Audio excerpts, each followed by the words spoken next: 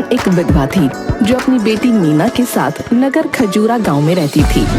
कभी उसका अपना ढाबा था, लेकिन पति की लंबी बीमारी में घर बार ढाबा सब बिक गए। पति के मरने के बाद लाला सेठ के यहाँ किराए के मकान में वो रहने लगी और अपने ही ढाबे में जगन के यहाँ बर्तन मांजने का काम करने लगी।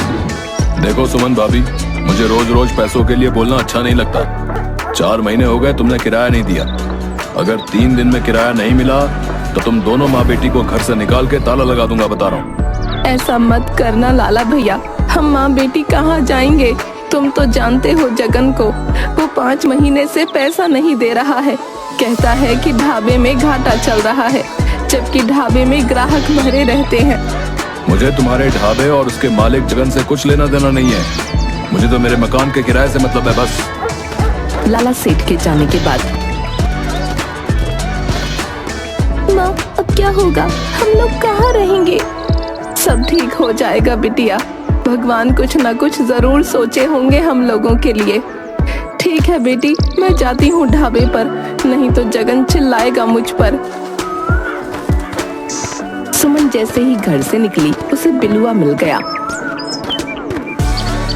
अरे चाची, सवेरे सवेरे लाला सेठ आप पर क्यों चिल्ला रहा था?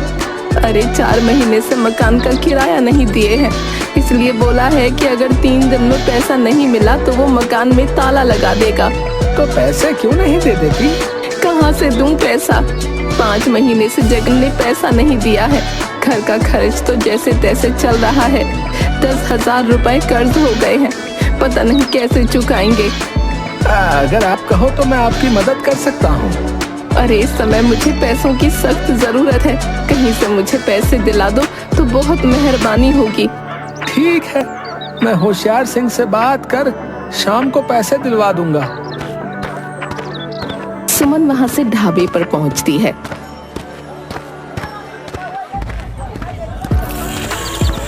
आओ भाभी आओ। हैं? बहुत जल्दी आ गई। आराम से आती, इतनी जल्दी क्या थी? अरे जगन भैया, देखो ना, सुबह सुबह लाला सेठ मकान मालिक आकर बोलने लगा कि 3 दिन में अगर 4 महीने का बकाया नहीं दिया तो वो ताला लगा देंगे। अरे तो आप मेरे ढाबे में ताला लगाने में क्यों जुटी हो? आधे ग्राहक तो लौट गए। ताला मैं क्यों लगवाऊंगी? अलबत्ता तुमने मेरा 5 महीने का वेतन नहीं दिया है, जिस कारण मेरे घर पर ताला लगने की नौबत आ गई है। मुझे मेरे पैसे दे दो, मुझे नहीं करना तुम्हारे पास कोई काम वाम। अरे भाभी, तू तो बुरा मान गई। ले लेना पैसे, मैं कौन सा भागा जा रहा हूँ। अरे आप तो अपने घर के आदमी हो। चलो थोड़े से बर्तन है, उसे मांज दो। मुझे नहीं काम करना तुम्हारे यहाँ, मुझे मेरा पैसा दो। ठीक है, शाम में आकर अपना पैसा ले जाना। सुमन वहाँ से चली जाती है। इधर बिलुआ होशियार सिंह से मिलकर सुमन के खेत वाली जमीन, जिस पर होशियार सिंह की नजर कई दिनों से थी, के बदले 50,000 रुपए कर्ज दिलवाता है। देखो भाभी, ऐसा है कि बिलुआ ने बताया है कि आप बहुत मुसीबत में हो, तो मैंने सोचा कि तुम्हारी मदद कर दूं। तुम्हारे खेत वाली जमीन के बदले तुम्हें 50,000 रुपए दे सकता हूँ। अभी मैं कुछ बोलने की स्थिति में नहीं हूँ। 20,000 लाला सेठ के और 10,000 रुपए बनिए का कुल 30,000 रुपए मुझे तत्काल चाहिए। ठीक है, तो ये लो पूरे 50,000 रुपए। जमीन का कागज दे दो। ये जमीन हमारे पूर्वजों की अंतिम संपत्ति थी। मीना के बाबूजी की बीमारी में भी मैंने इसे नहीं बेचा, लेकिन आज हम इस गांव में पूरी तरह से किराएदार हो गए। सुमन भारी मन से पैसा लेकर वहाँ से घर चली आती है।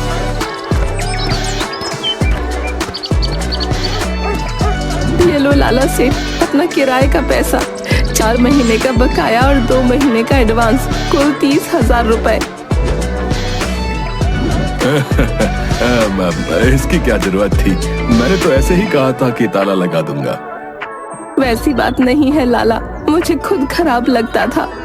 तभी मीना आकर बोलती है, माँ पंडित जी आए हैं। सुमन पंडित जी के पास पहुंचकर, प्रणाम पंडित जी। कहिए कैसे आना हुआ? मीना, जा कुछ पंडित जी के लिए खाने को ले आ। अरे नहीं नहीं, वो मैंने सुना कि तुमने अपनी जमीन होशियार सिंह को बेच दी है और वो उस पर शराब का कारखाना खोलने वाला है। हाँ पंडित जी, आपने बिल्कुल सही सुना है। क्या करती, बहुत सारे कर्ज हो गए थे। लाला सेठ का भी मकान का किराया 4 महीने से बकाया था। ऊपर से जगन के यहाँ मैंने काम भी छोड़ दिया। मेरे पास और कोई चारा नहीं बचा था। लेकिन होशियार सिंह ने मुझे ये नहीं बताया कि वहाँ पर शराब की फैक्ट्री खोलने जा रहा है। बात तो तुमने सही कही है सुमन, परंतु तुम अब करोगी क्या? कुछ सोचा है? लीजिए पंडित चाचा, आलू के पराठे खाइए। वो क्या है ना, घर में सिर्फ आलू ही थे। अरे बेटी, इसकी क्या जरूरत थी? मैं तो बस यूं ही हालचाल पूछने आ गया था। हम गरीबों से जो बन पड़ा वही खिलाएंगे पंडित जी। अरे वाह, इतना स्वादिष्ट आलू पराठा मैंने जीवन में अभी तक नहीं खाया। मीना, क्या तूने अपने हाथों से पराठे बनाए हैं? हाँ, क्यों? सुमन, मीना के हाथों में इतना अच्छा हुनर है। मैं तो कहता हूँ कि आलू पराठे की दुकान खोल लो। इतना अच्छा हुनर रखते हुए दूसरों के ढाबे पर काम करना कहाँ की अक्लमंदी है। ठीक है पंडित जी, कुछ पैसे बचे हैं, हम आलू पराठे की ही दुकान खोलेंगे। अब ठीक है बेटी, अब मैं चलता हूँ। कल पूर्णिमा है, अच्छा दिन है। मैं तो कहता हूँ कि भगवान का नाम लेकर कल से ही दुकान शुरू कर दो। सुमन जगन के ढाबे पर जाकर हिसाब कर अपना 5 महीने का बकाया पैसा भी ले आती है। उधर बिलुआ बिरजू चोर से बातें कर रहा होता है। देख बिरजू, तुम्हें एक बात बता रहा हूँ। मैंने सुमन भाभी की जमीन बिकवाई है। अभी उसके पास जमीन के बहुत से पैसे पड़े हुए हैं। तुम चाहो तो हाथ साफ कर सकते हो, लेकिन चोरी का 2% मेरा होगा। हाँ, अरे ठीक है बिलुआ, अगर तुम्हारी बात सही निकली तो मैं 2 नहीं पूरे 50% दूंगा तुम्हें। पंडित ज्ञानचंद के जाने के बाद दोनों माँ बेटी खा पीकर दुकान के सामानों की लिस्ट बनाने लगती हैं। लिस्ट बनाते बनाते काफी रात हो जाती है और वो दोनों गहरी नींद में सो जाती हैं।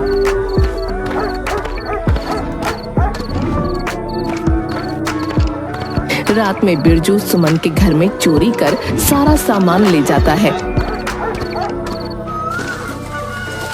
सुबह सुबह मीना सुमन को उठाती है। माँ, सुबह हो गई, चल उठ, बाजार जाकर आलू पराठे बनाने के लिए सामान भी लाना है।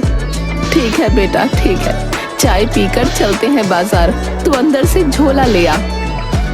मीना झोला लेने जाती है तो देखती है कि बक्सा खुला पड़ा है और सारा सामान बिखरा हुआ है। वो वहीं से चिल्लाती है, माँ, हम बर्बाद हो गए, हमारे यहाँ चोरी हो गई, चोर सारा सामान ले गया, अब क्या होगा? नहीं, ऐसा नहीं हो सकता। भगवान हमारे साथ इतना बड़ा अन्याय कैसे कर सकते हैं? क्या हुआ भाभी, सवेरे सवेरे इतना हल्ला क्यों कर रही हो? क्या बताऊं लाला, हमारे तो नसीब ही छोटे हैं। जो कुछ भी इस गांव में मेरी जमीन बची थी वो बेचकर मैंने कर्ज चुकाया। सोचा कि एक दुकान खोलकर जीवन काट लूंगी, लेकिन कल रात चोरों ने सारा सामान और पैसे चुरा लिए। ओहो, बहुत बुरा हुआ आपके साथ। रो नहीं भाभी, सब ठीक हो जाएगा। चोरी की खबर सुनकर ज्ञानचंद भी वहां पहुंचते हैं। लाला ठीक कह रहा है सुमन, मत रो। जो हुआ सो हो गया, अब आगे की सोच। ये ले कुछ पैसे, जाकर दुकान के लिए सामान ले आ। पंडित जी ठीक कह रहे हैं भाभी। ये लो 10,000 रुपए जो तुमने 2 महीने का एडवांस दिया था, दुकान से कमाई होने पर देना। सुमन और मीना दोनों बाजार जाकर आलू पराठा बनाने के लिए सामान और बर्तन सभी खरीद कर ले आती हैं और आलू पराठे की दुकान खोल लेती हैं। जल्द ही मीना के स्वादिष्ट आलू पराठे पूरे गांव में फेमस हो जाते हैं। राम राम भाभी, तुम्हारी दुकान के आलू पराठों का बड़ा नाम सुना है।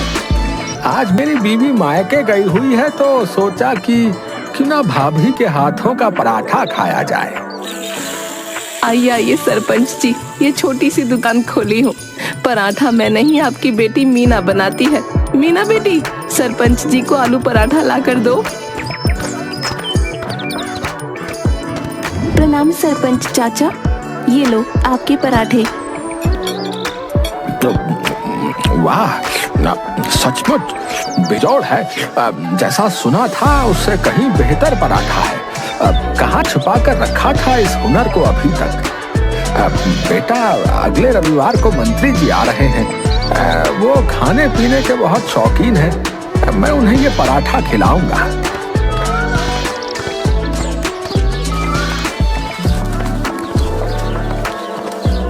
देखा सुमन, मैंने कहा था ना कि मीना के हुनर को बाहर लाने की जरूरत है। कैसी चल रही है दुकान? बहुत ही अच्छी दुकान चल रही है। सब आपकी कृपा है पंडित जी। अगर ऐसे ही चलता रहा तो जल्द ही अपना मकान बना लेंगे। अगले रविवार को मंत्री जी को लेकर सरपंच आता है। उनके साथ व्यापारी मंगत लाल भी आता है। सचमुच इतना अच्छा आलू पराठा मैंने अपने जीवन काल में अभी तक नहीं खाया। सचमुच लजीज पराठा है। अब सुमन भाभी, आप हमें पराठे का मसाला बना कर दो। हम उसे पैकेट में बंद कर बाजार में सप्लाई करेंगे। जरूर, मैं कल से ही आलू पराठे का मसाला शहर भिजवा दूंगी। कसम झूले लाल की, पूरे मार्केट में आग लग जाएगी। ये लो, पूरे 2 लाख रुपए एडवांस। जल्द ही मीना के हाथों के बने आलू पराठा मसाले का पैकेट पूरे शहर में छा जाता है। इधर आलू पराठा दुकान के कारण जगन का ढाबा बंद हो जाता है। अरे यार बिल्लू, जब से आलू पराठे की दुकान खुली है मेरी दुकान ही बंद हो गई है। मुझे किसी तरह पराठे की दुकान बंद करवानी है। मेरा नाम है बिलवा, साला पैसे के लिए कुछ भी करेगा। ठीक है, ये ले 50,000 रुपए एडवांस। लेकिन कल ये पराठा मुझे दुकान में नजर नहीं आना चाहिए। आज रात को दुकान का काम तमाम हो जाएगा। रात में बिलवा पराठा दुकान में आग लगा देता है। सारी दुकान जलकर खाक हो जाती है। सुमन और मीना दोनों माँ बेटी खूब रोती हैं। सरपंच मंत्री जी को कहकर स्पेशल जांच बिठवाता है। जल्द ही पुलिस बिलवा और जगन को पकड़कर जेल में बंद कर देती है। कोई बात नहीं भाभी, ये लो 5 लाख रुपए एडवांस। फिर से एक शानदार आलू पराठा दुकान यहाँ और शहर में एक साथ खोलनी है। सेठ जी, मैं आपका ये उपकार जिंदगी भर नहीं भूलूंगी। अरे भाभी, उपकार कैसा? 7 दिनों में ये पैसे मैं आलू पराठा बेचकर कमा लूंगा। व्यापारी हूँ, बिना मुनाफे का एक भी पैसा इन्वेस्ट नहीं करता। हाँ। जल्द ही पूरे देश में आलू पराठे का पैकिंग मसाला और पराठा फेमस हो जाता है। सुमन का नगर खजूरा गांव में सबसे बड़ा और खूबसूरत बंगला होता है।